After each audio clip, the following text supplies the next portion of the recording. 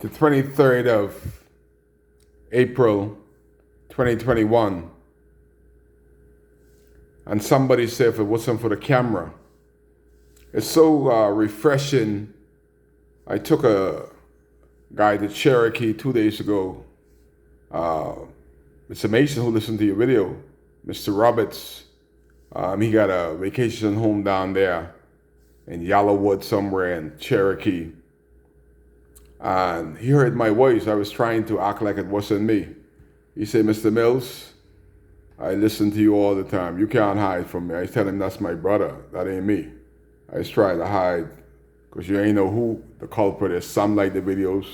Some trying to kill you just because you tried to tell the truth. But Mr. Roberts said, Kai, I used to live in Abaco, and he told me where he used to live, where he used to work. So he has a great knowledge of Abaco. His family from Abaco, his wife from Abaco. He said, if it wasn't for you, the government would have never buried those people. It was so sad to see that you had such courage to keep going to the trailer until somebody alerted the government that they have bodies in the trailer. That is the government that we still have. But everybody sent to me today the clip from Marlon Fulford. I know Marlon Fulford personally, in charge of crime and corruption. Boy, does he have a big job. But how do you get with a crooked policeman? I spent plenty money and plenty time, not only in Supreme Court, because it seems like the policeman just transfer them from one district to the next. Went into Marlon's office many times. Haven't got one bit of result.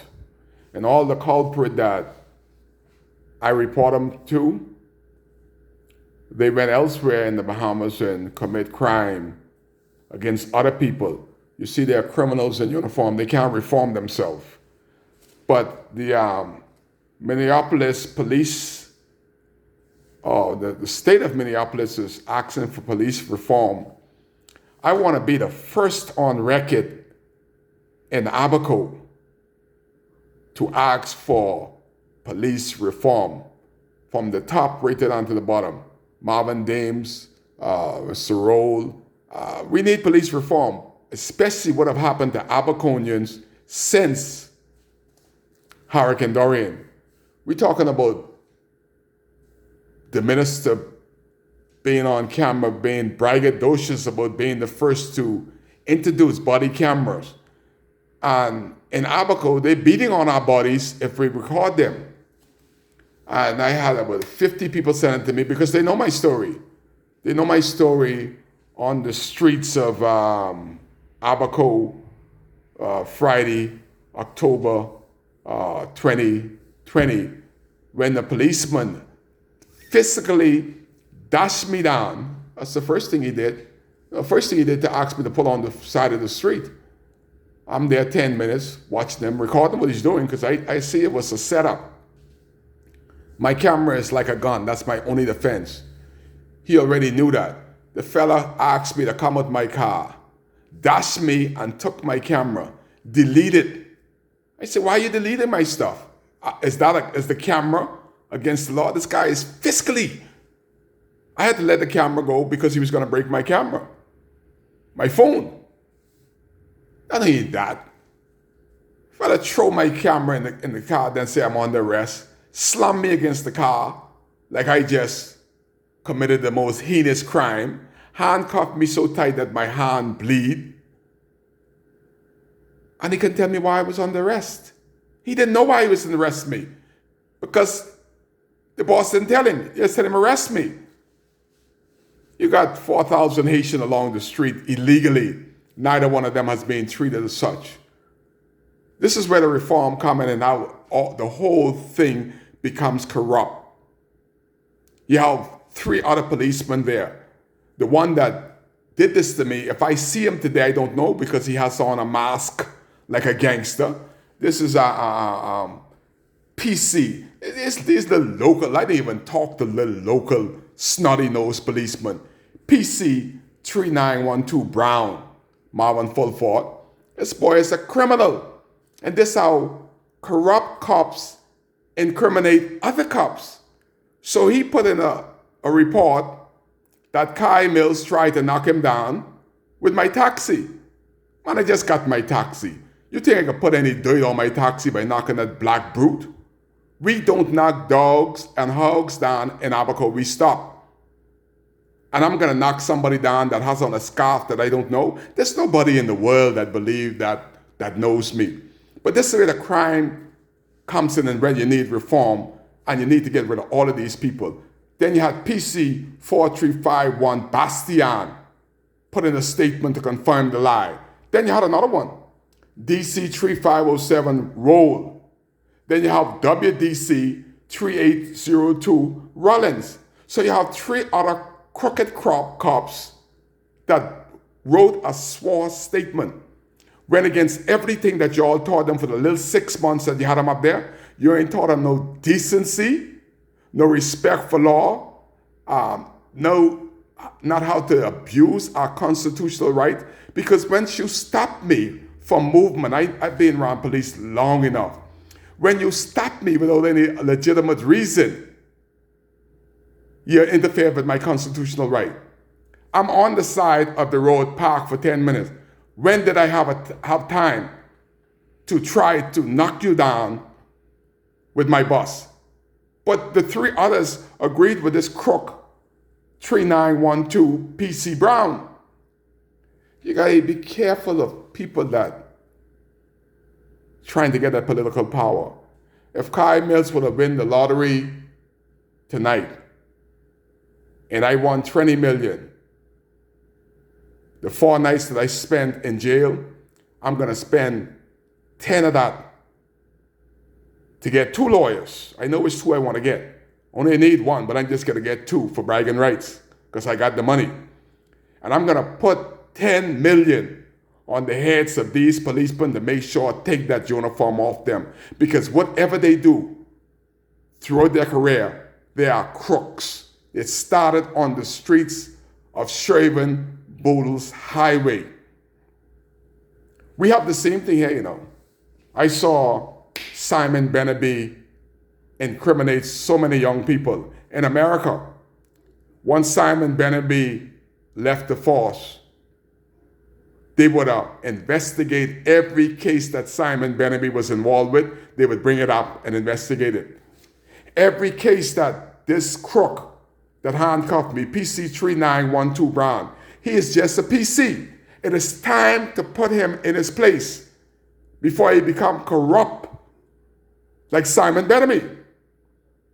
And you got PC 4351 Bastian, DC 3507 Roll, and WDC 3802 Rollins. Wherever you see those names on those badges in the Bahamas, they are absolutely crooks and ought not be wearing my uniform and talking about with integrity. These people never sleep side nobody with integrity. Their families ought to be ashamed of them.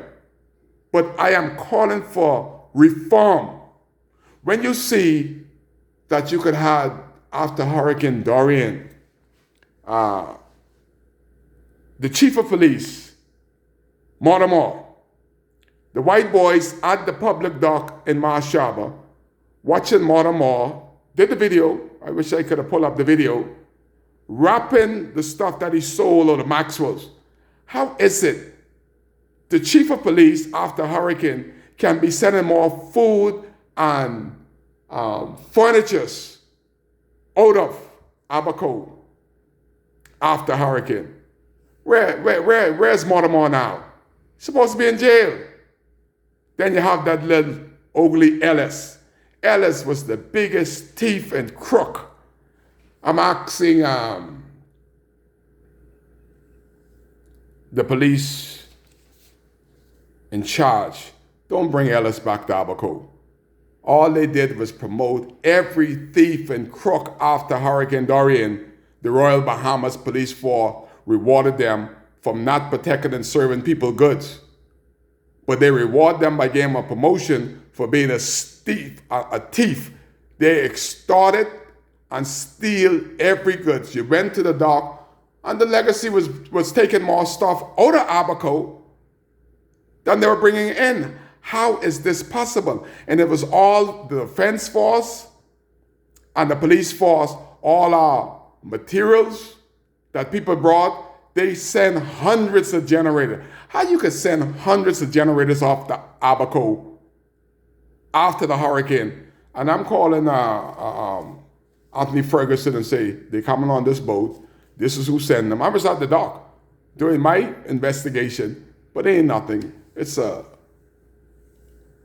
big organized fraternity, the police force, one of the most organized gangs in the country. They believe if one of them were to be jailed, it puts a black eye on all policemen. But what they don't know, if the police is jailed, those crooks were killing everybody in Nassau, they say, oh, the government's now serious because they're doing an internal investigation and they're doing a police reform. So the crooks cannot go to the crooked police and get away. But if you do a reform and make it easier, when people like Kai Mills will go into Marvin Fulford, spend time and money and report these crooks, and if Marvin Fulford would do his investigation, they wouldn't be here. Marvin Fulford did a big investigation on the $10,000 that the prosecutor took from Darren Henfield's nephew in Abaco after hurricane. He had to pocket up $10,000 to give to the prosecutor. And Marvin Fulford took the statesman because Kai Mills brought the guys to him. He didn't know how to find them. He asked Kai Mills to find these people because they were serious. But guess what? Russell right down there with Grain Slade in Grand Bahama looking for somebody else to rob of the $10,000. Marvin Fulford investigation and a statement from these people is collecting dust in some file in Nassau. So what is it worth if a man has a job to do, like Marvin Fulford, and he refused to do his job? That is why 3912 Brown could get 3 other policemen to lie and jail me for 4 days and put me before the courts, said I used my vehicle to try to knock him down, and I don't know who he is. So reform has to start from the top. Those people that has their job to do, they have to do it. Kai Mills elected, I'll be on this case. I'll be on this case right away and speak about it from the House Assembly until something is done, until P.C. Brown is locked up and put to jail the way he's supposed to do, just as he did Kai. It's one of these Kai cases. Change ain't coming. Change is here. We need to change and reform the Royal Bahamas Police Force. Kai is on record as the first person in the Bahamas, and I know all the crooks. They sent them from Inagua to Maguana to Andres and back in Abaco. They're still back and they're still crooked and they're wearing the Royal Bahamas Police Force uniform. Reform got to come to this Bahamas for the crime to stop. The criminals are wearing our uniform. Kai case.